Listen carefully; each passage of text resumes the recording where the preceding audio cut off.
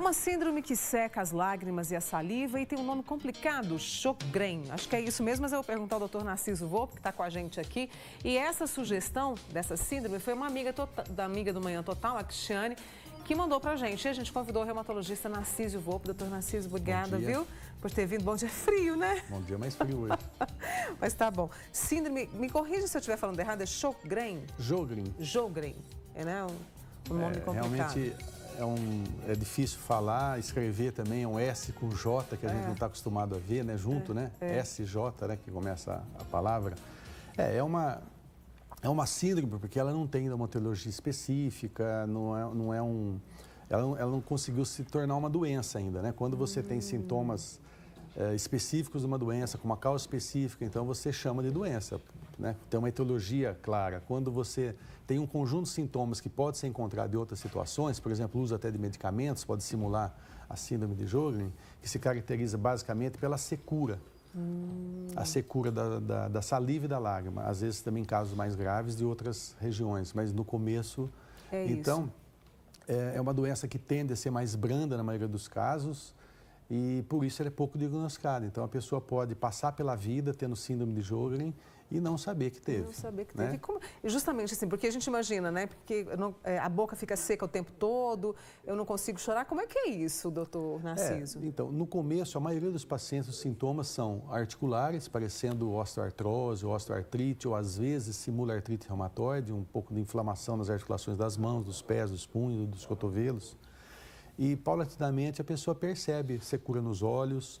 Às vezes o oftalmologista já recomenda um colírio de lágrima artificial, ou então a pessoa começa a ter uma incidência maior de cáries, que no adulto não é tão comum, né? Ou seja, é mais comum o tártaro. Então, essa alteração da saliva também pode prejudicar a parte da dentição. Então, esses sintomas, às vezes ninguém monta o quebra-cabeças e percebe que uma pessoa, às vezes de 50 anos, que está tendo um quadro articular um pouco mais forte que a osteoartrite, a boca um pouco mais seca de hábito, às vezes a pessoa já começa a carregar uma garrafinha ou ter uma do lado da cama, a pessoa já usar um colírio.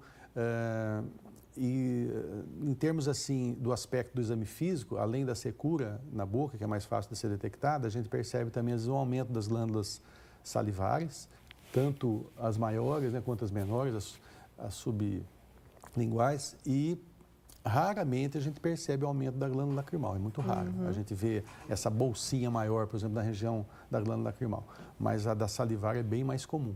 Depois desse exame que vocês verificam, o que é possível fazer, né? Ou não tem jeito, doutor Narciso? O diagnóstico, então, ainda estão sendo feitos critérios, cada vez se solta critérios um pouco mais fáceis de serem executados. Então, a Sociedade Americana de Reumatologia Europeia se uniram para tentar montar critérios mais fiéis e, ao mesmo tempo, mais fáceis de executados. E hoje, eles estão baseados assim, nos sintomas, como eu acabei de falar, e na biópsia da glândula salivar, que seria o mais fidedigno, que você encontra umas imagens típicas de concentrado de células do sistema de defesa, formando assim, pequenos nichos nessas glândulas. Então, o correto seria fazer essa biópsia e nós estamos tendo até nessa semana agora em Uberlândia, por coincidência me convidou para vir aqui falar sobre Sjögren, e dia 25 agora, na sexta-feira, está tendo um seminário sobre a doença aqui na UFO, que vai envolver a UFTM aqui do Uberaba, todos os médicos residentes envolvidos nessas duas instituições, recebendo um treinamento sobre teórico-prático sobre síndrome de Sjögren com a pessoa que é a maior autoridade da doença aqui no Brasil, que é uma reumatologista de Vitória, chamada Valéria Valim. Então, é um dia teórico de manhã e à tarde com pacientes, com treinamento, tanto da patologia, para poder ter um consenso sobre essas biópsias, fazer o teste de Schirmer, que é o teste que você coloca uma fitinha no olho para ver quanto que molha, para ver se está seco ou não. Envolve palestras também com oftalmologia, com o neurologista, porque a doença tem um espectro muito grande. Né? Esse aí é o caso típico, mas os casos atípicos podem apresentar uma neuropatia, uma dormência, um formigamento que a pessoa não sabe a causa.